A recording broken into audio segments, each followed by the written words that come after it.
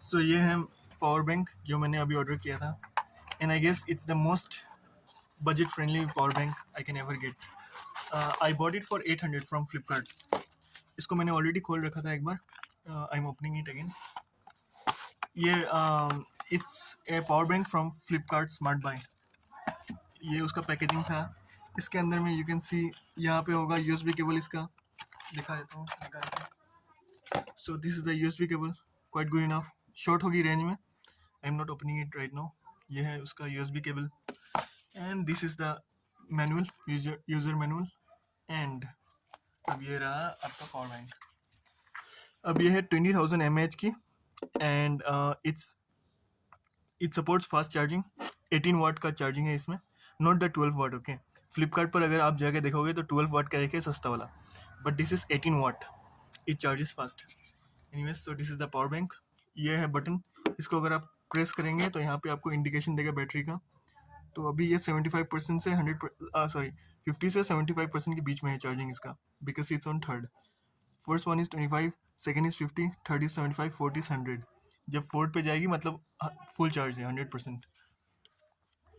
2 outputs and this is for charging. ये है micro वाला and this is type C. Both can be charge in both the ways. I just show you an example. एक को charge करके, just give me a second.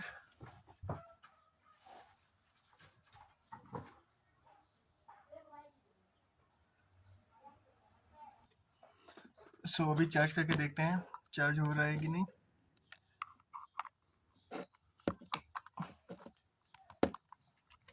I've inserted it there. And इसके दूसरे and को इसमें डालते हैं. Charging काफ़ी अच्छे से, and it will give you a decent speed of charging. So I think this is the most budget friendly power bank you can find on Flipkart. Flipkart की अपनी कंपनी है. So 18 watt charging. I got it for 800, 799. So yeah, that's it. I'm using a similar power bank. Same to same है, ठीक है. It's completely same. This is blue, this is black. I've been using it for the past 1 year and it gives me very good performance. So that's why I went ahead and bought another one, because मेरे घर पे 5-6 phone है and I need to charge all of them और light very frequently जाती रहती. So yeah, that's my review of Flipkart Smart Buy. You can go for it without any doubt, and you also get warranty on it. So कुछ देने की बात है नहीं. If something goes wrong, you can always return it